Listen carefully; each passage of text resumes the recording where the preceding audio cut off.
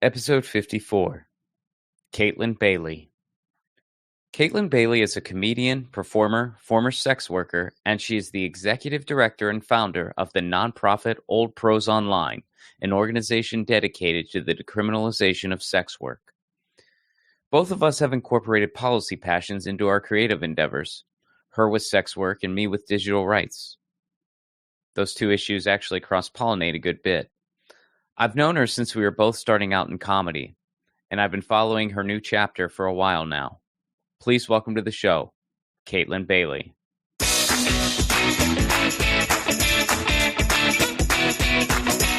Kaytlin Bailey, good to see you.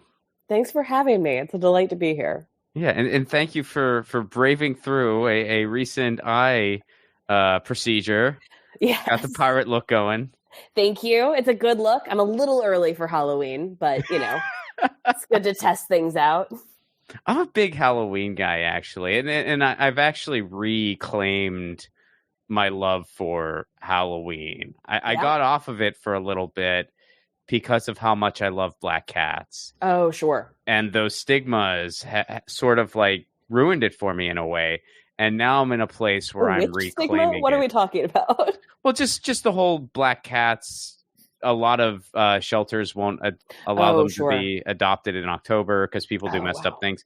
My black cat, Lucy, who is 18 years old, literally came into my house many years ago, about 18 years ago, in October. Wow. She was a stray. And, sometimes she chose you. Yeah. She chose me. And sometimes I wonder, what if she wandered into the wrong house? You know what I mean? And so anyway, but yeah, thank you for braving the storm. No problem. So I want to start with your organization. Sure. What is Old Pros Online? Tell me everything. Sure. So Old Pros is an umbrella nonprofit media organization, and our mission is to educate the general public about the importance of decriminalizing sex work. And so we do that through a variety of different ways. I host the Oldest Profession podcast, where every episode we do a deep dive on a different sex worker from history. I think it's really important for sex workers to reclaim our legacy and our dignity, and to remind the general public that sex workers have always been, and therefore will always be, active contributing members of our communities. And I think that history is a really, really good tool for getting that message across. From the podcast, I also have a live show that I've been touring all over the world, Horsey View, where I cover 10,000 years of history from a sex worker's perspective. It's a comedic mad dash. And that travel has allowed me to connect to sex worker rights organizations all over the world. I publish op-eds. I work with community members, policy leaders, aligned nonprofits to help craft talking points for different demographics or people that, you can come to this issue from a variety of different angles. And I think in advocacy, it's really important to people to speak to people through a values prism that they already understand. There are a lot of good reasons that arresting consensual adults for engaging in consensual activity is wrong and leads to bad outcome. And I personally don't care why you support this issue. And I'm happy to talk to folks about a variety of different reasons why they should. Yeah, and you probably know this already, but just to mention, I'm a big fan of what you're doing. Like I think it's so cool, and I have been following online for a little bit. Nice. And I did not know that the organization was that extensive. I did not know all of those particulars. It's so awesome to see. Thank you. It's also awesome that you got an eye patch and you're drinking from the mason jar. Like you are. There's a lot going on. Happy Sunday, Ron. Yeah, it's wonderful. And talking about the oldest profession. I mean, of course. I feel like we're crushing it right now. This is great. We're doing great. So, what does it mean to be sex positive? Ooh, I think that, the sex positive movement, I'm pretty confident, I could be wrong about this, but just sort of defined itself against the sex negative movement, which is this old, unfortunate collaboration between, misogynistic, anti-sex folks on the right who have always stood against women's bodily autonomy, the full LGBTQ spectrum, medically accurate sex education, and the, anti-sex feminists, which have come to this issue from the left. This is a coalition that, first originated at the dawn of the modern feminist movement, the 1860s, coming right out of the Seneca Falls Convention. Susan B. Anthony stood by,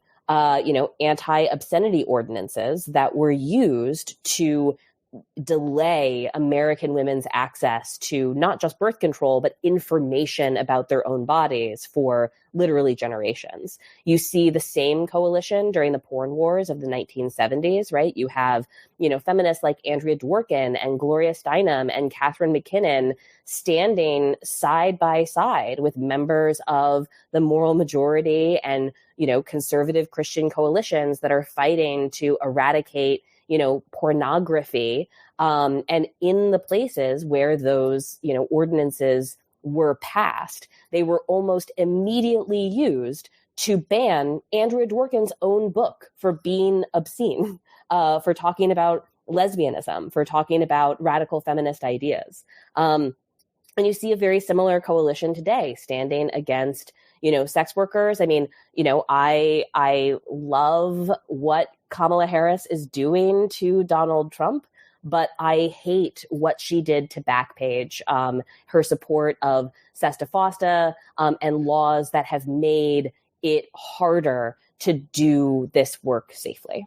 And I think it's important to own that our enemies have come from both the left and the right on this issue. This is not, a single party issue for sure. No, I have some particulars around that temporarily that we're going to talk about. Sure. So it's awesome that you brought that up organically. Sure. Yeah, I have some things to say. And also, I'm a big digital rights advocate. I don't know if you knew that about me or not, but yeah. So I remember. That's great. That's important. It's really important. It's incredibly important. I remember Sesta Fosta on the front lines, and every single warning that we've given has come to fruition. We were just right. Yeah. And now you're seeing the same thing happen with COSA. Yes. And you're seeing the exact same talking points recycled. The amount of violence that we have done in the name of protecting people from their own consensual choices is staggering. We can and should stand together against labor exploitation, against gender-based violence, and we will achieve none of those goals by effectively erasing tits from the internet. And the fact that, we have to keep having this conversation with ostensibly smart people in policy, that there are just too many, smart people that in other circumstances make reasonable choices that seem to genuinely believe that erotic content is the same as violent exploitative content. Yeah. And it's an old story. Yeah. Yeah. Well, I was just going to say, it's criminal that it took us so long to get back in touch. This should have happened way sooner, but...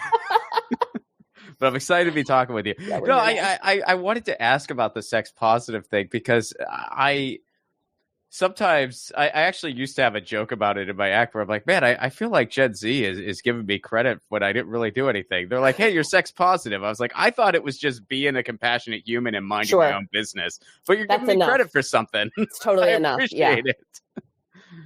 But well, yeah, it's just the idea. I mean, I think that please go ahead. No, I was just going to ask, what has your experience been with sex work, if you want to share? Sure. So I had a very privileged experience in sex work in the same way and for the same reasons that I had a very privileged experience as a babysitter and a waitress and a bartender, right? I bring all of my privilege into all of the jobs that I have done. But as a sex worker, I worked as a full service hourly escort in Raleigh, North Carolina in the mid 2000s, in what I have now come to recognize as kind of like a golden age of sex work, where there were message boards and sex workers could communicate directly with each other, but before smartphones and tracking technology and the sort of surveillance state that has come up around the internet.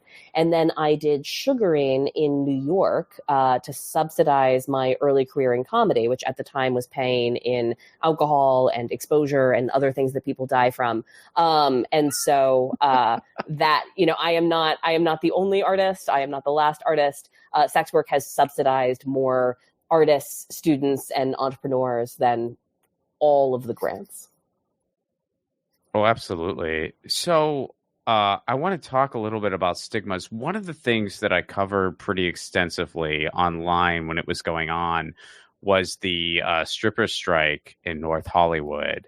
Yeah. And the pushback I got from that was incredibly bizarre to me, right. Especially some of the pushback on the so-called left. Correct. Where people were saying things like, well, it's exploitation because it's right. a capitalist system that forces people to, and I said, well, yeah. You could say that about literally any job. So yes. Why are you singling this out?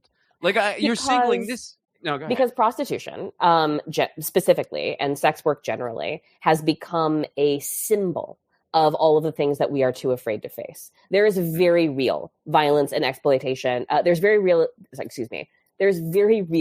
violence and exploitation happening across labor sectors, right? Poverty and the vulnerabilities that it creates.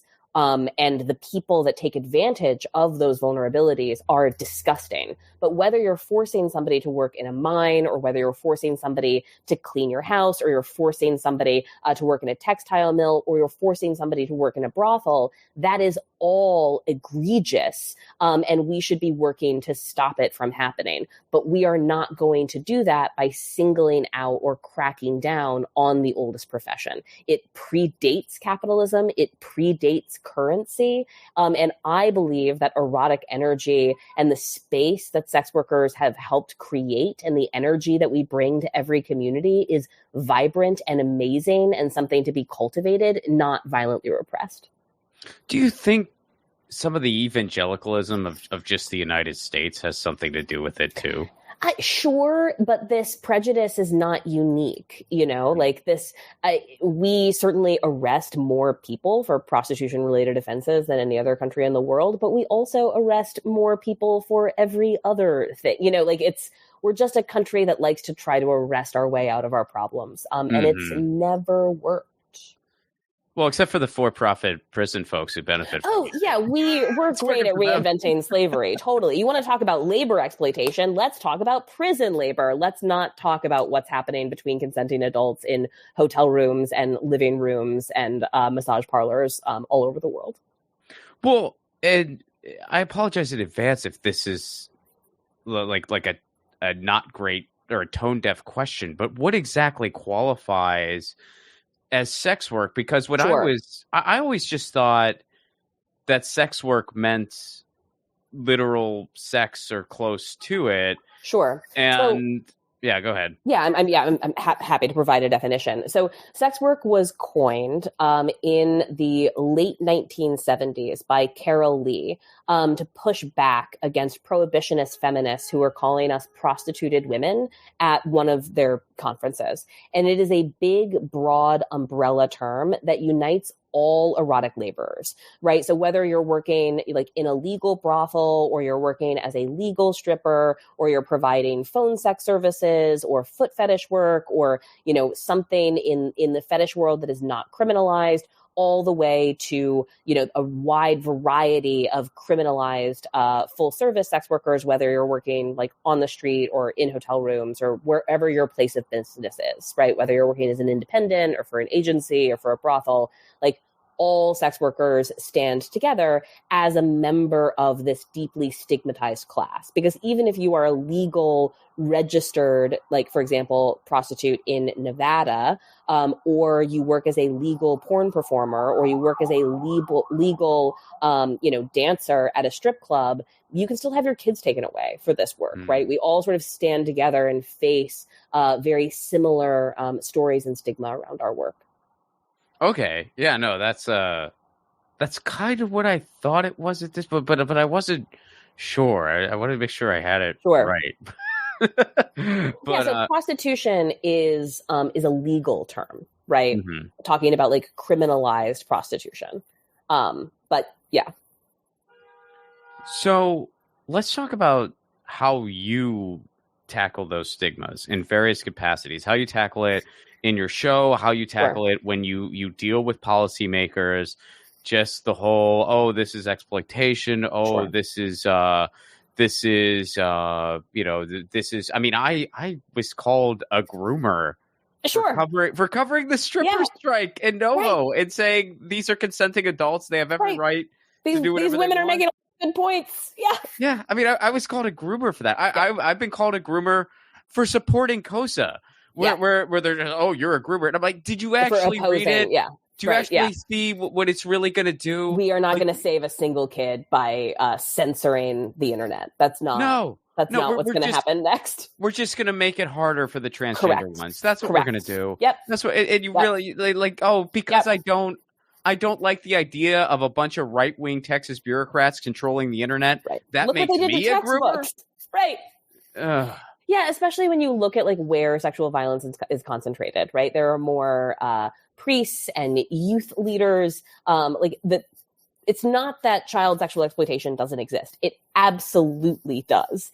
It's just never been drag queens who are hurting our children, and we just keep relitigating. All of this is the satanic panic. This is the white slave panic. This is like, we keep recycling this same story because I think deep down, we really want the problem to be coming from out there. We would really like this to be a problem of immigrants or queer people or people that we would never invite to dinner. And the reality is that when it comes to interpersonal violence, right, domestic violence, child sexual exploitation, the call is always coming from inside the house. Yeah. So what are some things that you've dealt with and how have you handled it? I mean, the fundamental issue is that sex work has become a symbol of violence against women and exploitation. So when I'm talking about adult consensual sex work, people hear trafficking, which is interesting to me because our focus on consensual sex between consenting adults has really directed a ton of resources that should go to actual victims of trafficking. And instead, we keep arresting people and putting them in even more vulnerable situations. Operation Cross Country was a very well-funded program. It was a collaboration between the FBI and local law enforcement where they would have police officers effectively going undercover as sex worker clients, luring, sex workers into hotel rooms, often putting them in humiliating situations, sometimes engaging in full sexual services, and then arresting those people for that, right? The fastest way to trap somebody into a life of prostitution is to have them arrested for it. It makes it harder for them to hold on to their housing, get a job outside of the sex industry.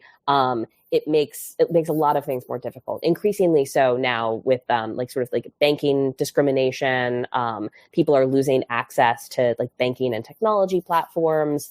So there's a lot of egregious stuff that comes from our continued, almost perverse focus on this issue. The Super Bowl stings are another sort of high profile example of this, right? Law enforcement tells you that they're going after trafficking victims and they're arresting single moms for trying to feed their kids, right? The Robert Kraft arrest that happened in 2018 is another great example of this.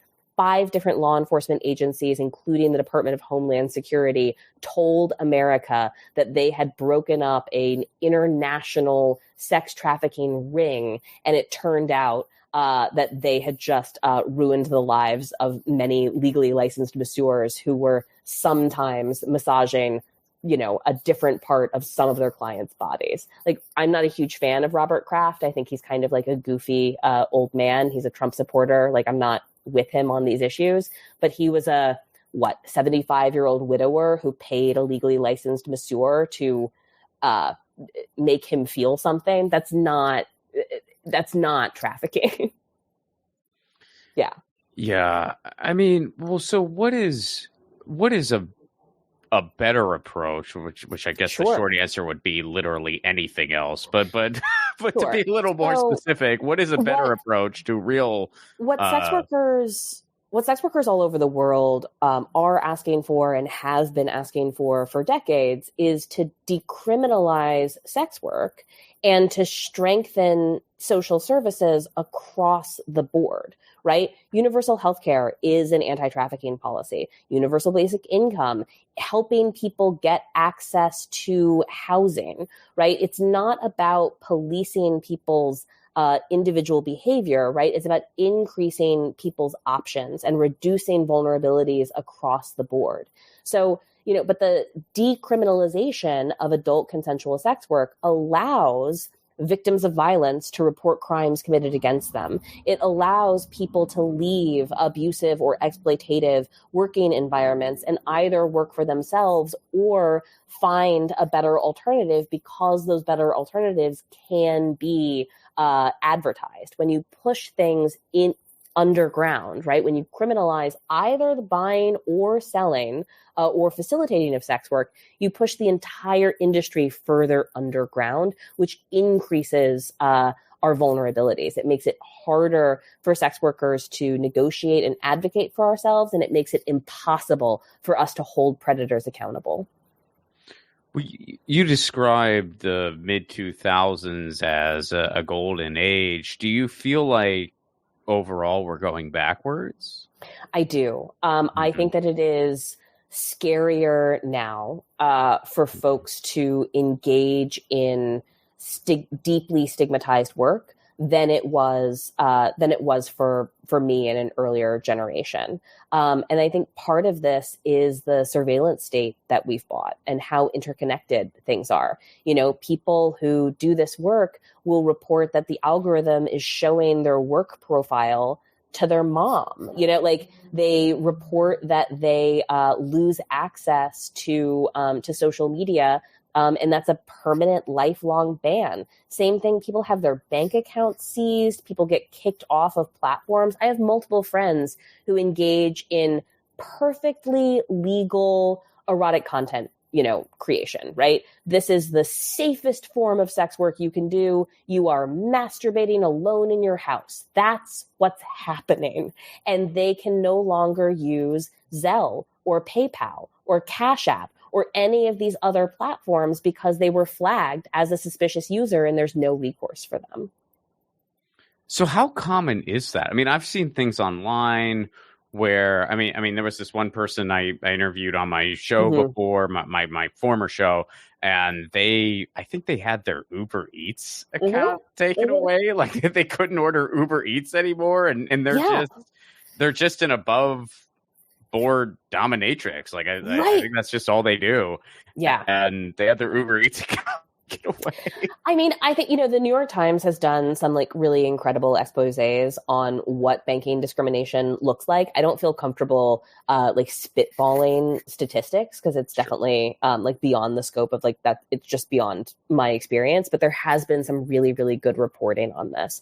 And I will tell you that this focus on eradicating prostitution, right? Eradicating the oldest profession, it doesn't lead to less exploitation. And even when only the clients or third-party folks are criminalized. I just came from a 7-week tour across Scandinavia. I spent weeks in Norway and Sweden and Iceland talking to sex workers that have been living under what they call the Nordic model or the Swedish model or the end demand model, where clients are criminalized, but ostensibly sex workers are not. And what I found, they're halfway there. Sure, right, yeah, they're a little further along. Almost an improvement. But what we found, or what I found, or what sex workers have been reporting for decades now, is that in order to target clients, you have to target sex workers. And although doing sex work is not technically illegal in Sweden, renting to a sex worker is. So if you're a sex worker and you were, I don't know, violently raped or robbed by a client, and you reported that crime to the police, the first thing that the police do is they alert your landlord to the fact that you are engaged in sex work, and you are rendered homeless by the end of that day, right?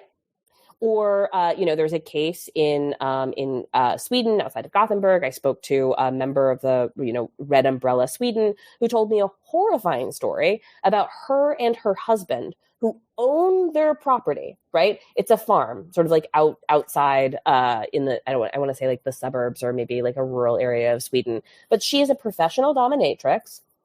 She built a dungeon in the barn of their apartment with the full knowledge and consent of her husband, who understands what she does, and was doing sessions out there. And not only, so the police raided her house, set up a sting operation, humiliated her in front of her neighbors, and then began a malicious child services investigation and a multi-year campaign trying to get her kids taken away from her. They forced her to out herself to her children, who were in their like early tweens, and began again multiple investigations. And they are trying to take the farm away, even though they own it 50-50, because they're claiming that her husband is like her pimp. He has like a completely different job. Like he works somewhere else. It's just a dual income household.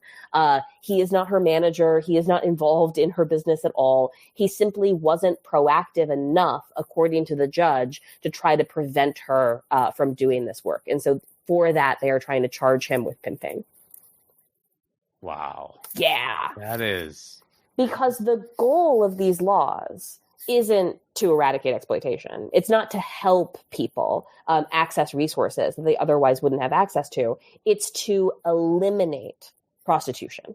And when your goal is to eliminate the oldest profession, you simply cannot help the people that you are hunting. That's a great quote. I hope the AI software I use gets a clip out of that. If not, I'm going to have to go in and manually do that one. Sure. That's really good. I'm going to write the timestamp down so I remember. So let's talk a little bit about, first of all, we should have a very extensive fringe conversation, but that needs to take place off mic because I can only, my entire... If you want to talk about exploitation, we should talk about theater. Oh, right. Well, I mean, when you think about it from that standpoint, it's like everything. I mean, as comedians, we have, I don't know who coined the term. I originally heard it from Cory Doctorow, but I don't think he coined it. I think someone else did. But we have vocational awe. So we are exploited constantly. And whether it's a road comedy show where our pay scale has not increased since the 80s, our expenses has quadrupled.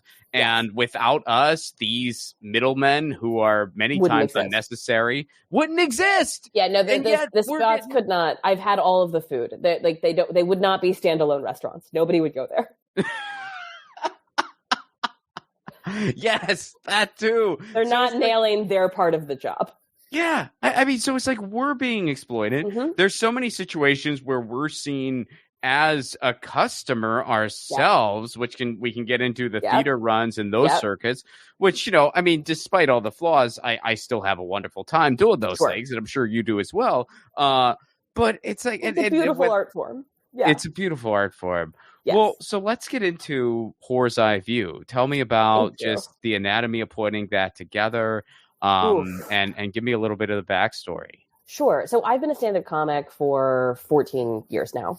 And I started the Oldest Profession podcast in 2017, where every episode we did a deep dive on, or we do a deep dive on a different sex worker from history. So I built up this kind of like Rolodex of stories of old pros that have been hugely influential in history, and then kept hearing the same lie over and over again that, like, for example, there are no old pros, right? Like we all spontaneously crumble into dust as soon as we turn 30. That all sex workers are, maligned, desperate, vulnerable members of our community that are only doing this work at the hands of some violent and presumably more enterprising man, right? And so I felt very compelled, right, to combat this story with evidence. Part of it is that I'm a Virgo. Part of it is that I'm an only child. Part of it is that I'm the daughter of a soldier who had me sort of later in life. And so I, walk around with the full confidence of any spoiled child. And that's the energy that I brought to this show. So it started because I wouldn't call it a bad set, but it's a set that didn't go as intended. I was asked to headline an event in New Hampshire for December 17th, which is the International Day to End Violence Against Sex Workers. And so it was a community event, right? The room was full of other people that do this work. And I was doing an hour, and this was 2019. So Donald Trump had signed Sesta Fosta, which we already talked about, into law relatively recently. The consequences of that decision were rippling out. We all knew friends that lost apartments, that were pushed back into vulnerable situations. There were a lot of suicides in the wake of that decision. I mean, it remains devastating. And I had just been faced with a situation in comedy where somebody who fancies themselves a free speech advocate was threatening to sue me for defamation for talking about definitely non-consensual sex that happened. And so the confluence of all of these things together, I lit into this mic and channeled what felt like this multi-generational rage at how easy it is to dismiss the Cassandras of history, how easy it is to call somebody a lying whore, how easy it is to bulldoze past the well-documented lived experience of so many people and replace it with, what you saw from the movie Taken. So it's this rippling frustration. And the bones of the show sort of came through in that set. I was lucky enough, I got a residency at the Barbershop Theater in Nashville later that year in January of 2020. And that's when I added the slide deck and some visual elements and sort of crafted the show. And then the rest of 2020 happened. And so a lot of things got put on hold. I ended up starting a nonprofit media organization. I lost my father. But the last several years, I keep coming back to this show. But this year has been the first year that I've been able to tour it internationally and give it the attention that I think that it deserves. Condolences about your father, first of all. Thank you. So, how was he's a big part of the show? Oh yeah. Yeah. Well, what way? I mean, don't give away what you want to give away. No, of course. Yeah. My father was a soldier, so I grew up seeing the impact that his sort of undiagnosed, unacknowledged, but also very real PTSD. I saw up close what his career cost him. And it's always been very interesting to me that the things that we say happen to sex workers definitely happen to soldiers. And we don't want to have that conversation. And so it's been a real comparison between my privileged experiences as a sex worker and what my father did to claw his way into the middle class. Do you think a lot of people don't even understand what PTSD is, especially when it comes to people in combat? Yeah. Because I've encountered that as well, where I've brought things up to people who are even very well educated, and the topic has come up about just PTSD and addressing it, and the comments they would give in response, it was this comment as if, oh, not PTSD isn't like there's an element of shame if you have it, and there's an element of, oh no, that's not everyone, and it's like no, that's a human response. Yes, it's about how you deal with it. Some people can deal with it better than others, but they should be given all the resources to deal with it. It's just a thing that's there. You don't choose to not have it. Right. Yes, which is definitely like one of the many lies that my father deeply internalized. Right. He believed that PTSD was for other people, was for weaker people, and that denial and the rigidity around that really cost him. Yeah. Yeah. And I think society really perpetuates that. Like they want to perpetuate it as weakness, because if they didn't do that, we'd have to acknowledge the full scope of what it is that we're doing. We'd have to acknowledge the full scope of what it is we're doing. And what it is we're doing is we have an economy based on war. Yep. We send people off to these wars that are for a bunch of oil profiteers. We ruin their lives, and then we don't take care of them when they come home. Correct. 100%. Well, what have been some different responses that you've gotten around the world? Like, what are some things that stick out to you? I have been really overwhelmed by the response. It's been really magical what's happening with this show. I had a woman who came to see the show in Adelaide, Australia, and she stuck around as folks do afterwards, and told me that she was able to leave her abusive partner and raise her daughter because of sex work. It gave her the financial security and the flexibility to be a single mom. And she wouldn't have been able to get out of that violent situation but for this work.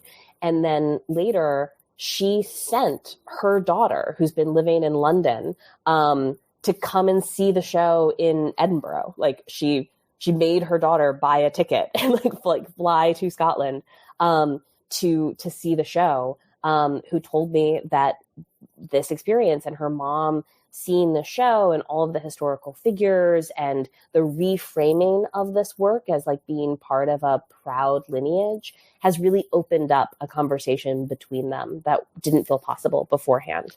A lot of people bring their parents to this show. It's a great show to bring your mom to. It's called Horsey View, but you're not going to see anything that you wouldn't see in an art history lecture. And a ton of people have like stuck around to thank me for changing their perception, not only of themselves and like what they've done, but also family members. I remember this one fantastic show in Tallinn, Estonia, where this fantastic like group of academics, right, an archaeologist and the history person, they all stuck around and we were all nerding out together about the different sort of elements. There's something for everyone in the show, and like an economist was like thanking me for I talk about there's like this monkey money Yale stuff. It doesn't matter, but like it was like we were having sort of a nerd out about like the actual history and some of the more academic theories that are in the show, which is funny. I know don't worry about it. But then it's fine. It's whatever. And so they left, and then the archaeologist actually sort of came scurrying back and took my hand and said, "Hey, thank you. This is going to help me talk to my parents about my sister." That's so cool. Yeah. Well, what has been the support like from your own family? My dad and I got to a really good place. And I had the incredibly privileged position as his only child of holding space for him as his confessor towards the end of his life. And I came out to my parents as a sex worker in 2016. And my mom took me to see a family therapist almost immediately, where she said, "I can't believe you sold your body." And I said, "I didn't. I still have it." Good answer. Thank you. Well, the therapist also laughed, which is how you win therapy. And so, but that was the foundation, is that both of my parents were just riddled with like all of the mythos, right? All of the lies around sex work, and it did not compute, right? That their smart, academic, overachieving, ambitious daughter could have engaged in this work. And so that was a really hard conversation to have with my mom. It was really hard to come out to my dad, because the story is that, if your daughter does this work, then you're a bad dad. And my dad was amazing. And we have always had an incredible relationship. But after we got over the sort of initial shock, and after my parents realized that this was not like a bad dream that they had, and that it was something that I was going to keep talking about, it was actually easier for my father to understand my work through a lens of like being a freedom fighter, and to think about the opportunities that he fought for me to have, and recognizing it is very difficult as a soldier, especially doing the kind of work that my father did, to be anything other than a moral relativist. So he really understood that what I had done was not wrong, and that what we do to sex workers is. And that was really, once we turned that corner, it became easier for my dad to tell me the full truth of more of his experiences in Vietnam and the Dominican Republic and Desert Shield, Desert Storm.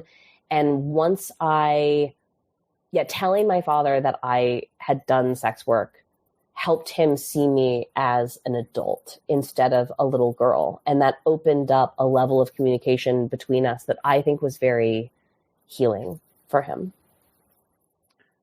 Yeah. So I want to run based on this. There's one sort of gotcha that I received that I want to run by you as well. I didn't get like too particular, but here's one particular, and I'll give you my answer first. Mm-hmm. And I have a feeling your answer is going to be way better. But I did my best on the spot. Sure. Someone, of course, came at me with sort of like you said about the whole, "Oh, you're a bad dad." Mm-hmm. Someone came at me with the whole, "Well, Ron, you're covering this stuff and you have your point of view. And if you had a daughter, would you want to see her be a sex worker? Would you want to see her be a sex worker?" And my answer was, look, if I had a daughter or a son, first and foremost, I would want them to be happy. Yeah, and that's my main answer. My main answer is I'd want them to be happy. I know you're trying to put me in the corner, so I'll indulge you. If I had to pick a profession for them, which I wouldn't do because that goes into that first part of them being happy. But if I had to pick a profession for them, would sex worker be my first choice? Probably not. But you know what else sure as hell wouldn't be my first choice? Comedian. Sure. And I'm a freaking comedian. I wouldn't pick comedian in a million years if I had to be in a scenario. The way worse life. Yeah, exactly. I'm like, so does that mean I think there's anything being wrong with a comedian? Clearly not. Right. But if I had a son or daughter, I would not pick that for them.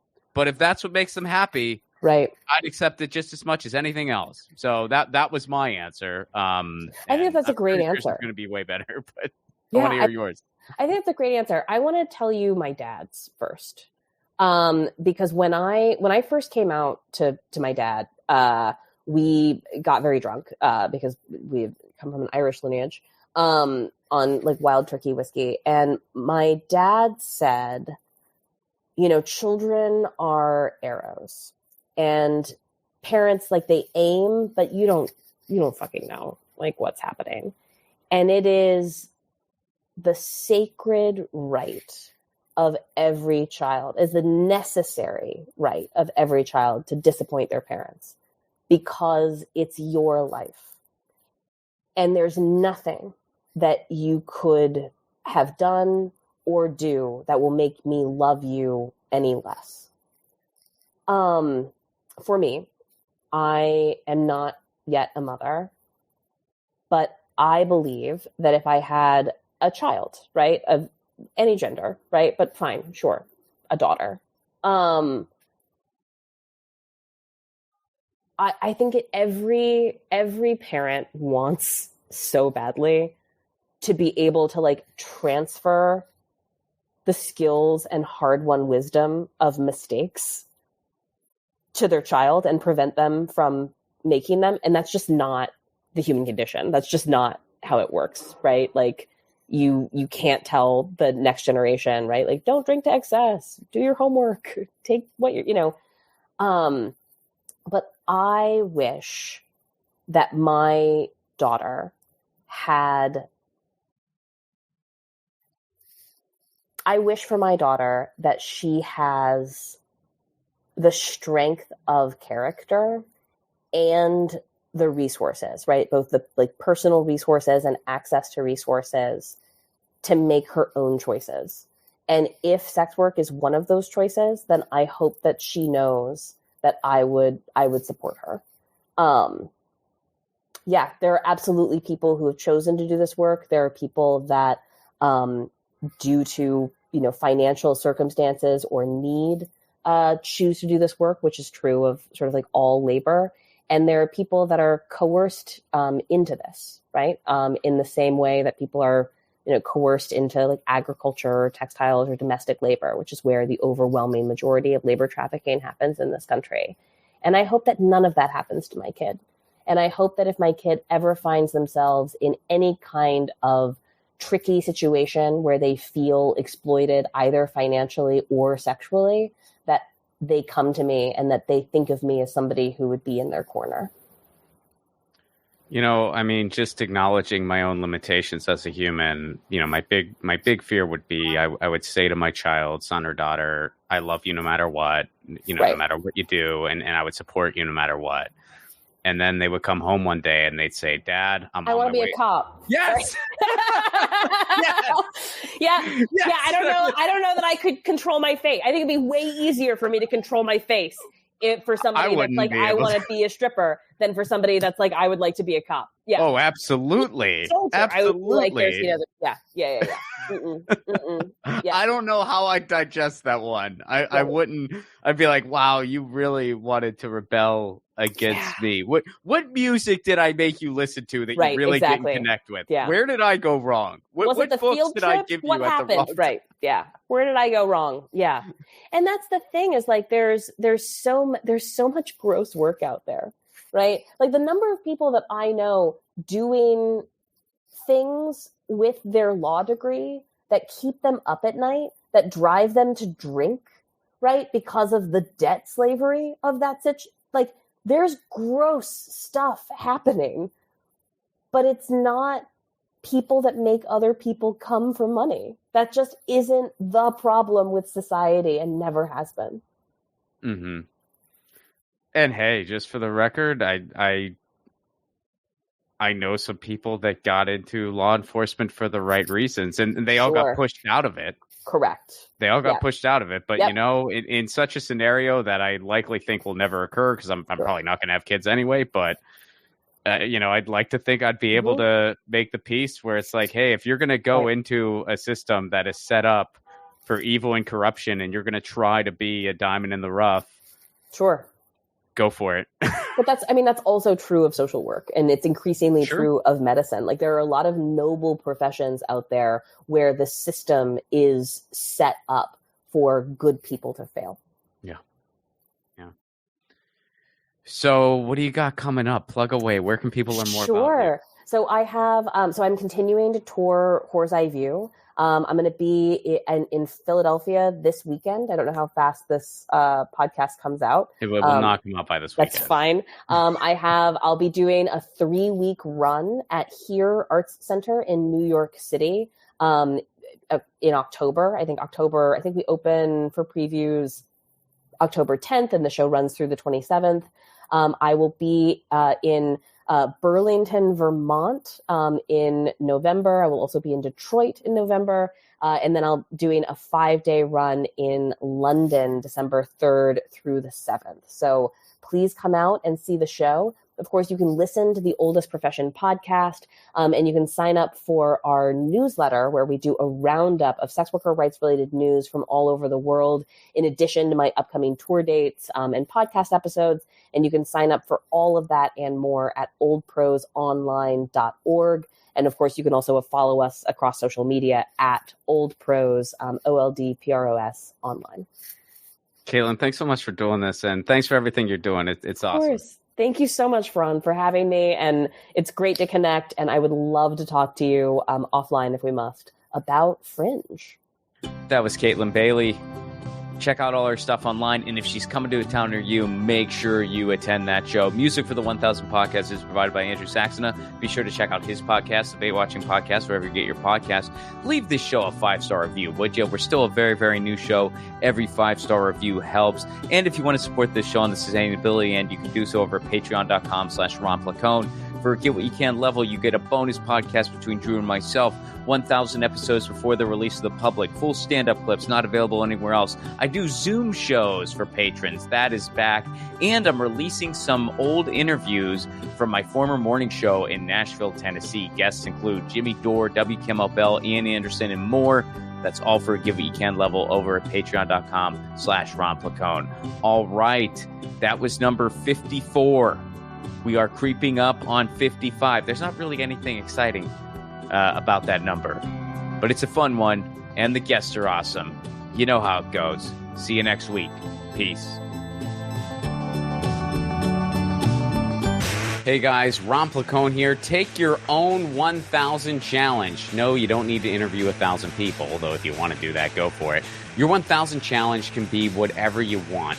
Maybe you want to call a friend out of the blue once a week. Maybe you want to read a book every month.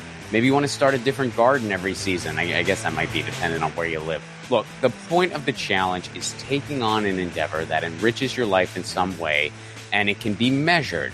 And then, of course, you do it regularly. That's what 1,000 is doing for me, and hopefully for you too.